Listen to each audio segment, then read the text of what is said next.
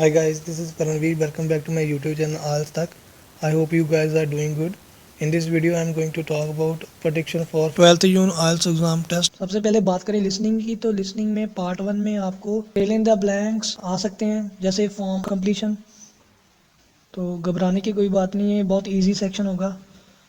Part 2 में आपको small MCQs और मैप देखने को मिल सकता है, लेकिन ये थोड़ा सा मैप थोड़ा सा मॉडरेट होगा। ओवरऑल ये पार्ट आपको इजी टू मॉडरेट होगा। पार्ट 3 में आपको लार्ज एमसीक्यूज होंगे, लेकिन थोड़ी सी आपकी ऑडियो भी फास्ट चल सकती है, तो आपको बिल्कुल ध्यान बना के रखना है। थोड़ा सा पार्ट 3 ये मॉडरेट होगा। पार्ट 4 में आप फिल इन द ब्लैंक्स और मैचिंग्स आ सकती हैं। इसमें आपको बिल्कुल ध्यान बना कर चलना पड़ेगा, क्योंकि इसमें जो ऑडियो होगी बिल्कुल फास्ट चलेगी, तो ये थोड़ा सा मॉडरेट होगा आपको, तो आपको बिल्कुल ध्यान बना के चलना है। ओवरऑल जो आपकी लिसनिंग है वो ईजी टू मॉडरेट आएगी। इसके बाद बात करें रीडिंग की, तो रीडिंग में आपको पैसेज 1 में matchups, choose from the correct options, like which paragraph contains the following information, ऐसे वाले क्वेश्चंस आ सकते हैं। तो ये पैसेज थोड़ा सा ईजी टू मॉडरेट होगा। और पैसेज 2 में आपको येस नो नॉट गिवन या ट्रू फॉल्स और लिस्ट ऑफ द हेडिंग्स आपको देखने को मिल सकते हैं। ये भी पैसेज थोड़ा सा ईजी टू मॉडरेट होगा। और पैसेज 3 में आपको फिलिप्स, एमसीक्यूज और शॉर्ट क्वेश्चंस ऐसा कुछ मिल सकता है। ये थोड़ा सा ट्रिकी होगा, थोड़ा सा मॉडरेट होगा।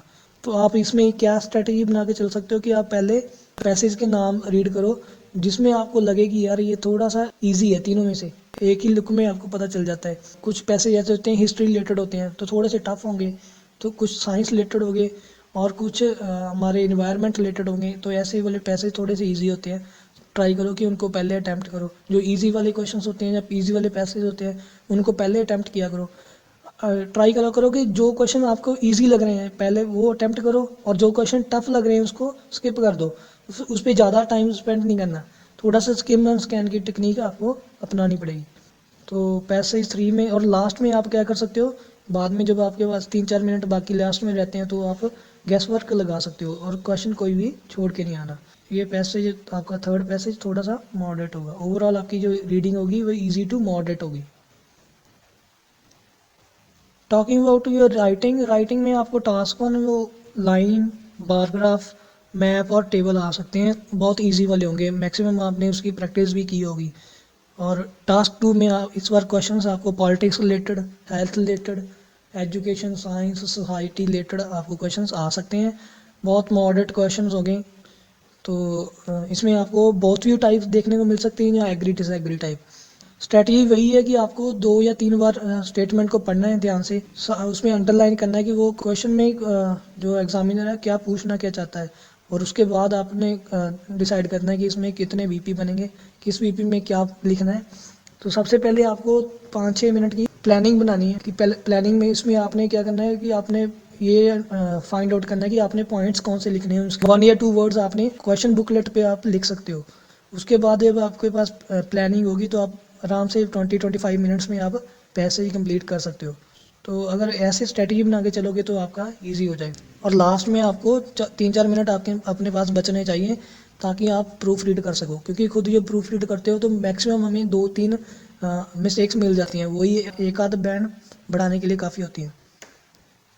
लास्ट में आता है आपका स्पीकिंग क्यू कार्ड्स। स्पीकिंग में अब आपको पता ही है, स्पीकिंग में पार्ट 1 तो सिंपल से क्वेश्चन होते हैं इंट्रोडक्शन के, या छोटे मोटे और क्वेश्चंस होते हैं, वो उनकी तो आपने पीडीएफ्स में से आपने प्रैक्टिस की होगी। और पार्ट 3 में भी आपको पता ही है कि जो क्यू कार्ड आता है उसके साथ में क्वेश्चंस होते हैं नीचे दिए हुए, फॉलोअप्स, प्लस थोड़े बहुत तो इधर उधर से भी पूछ सकते हैं।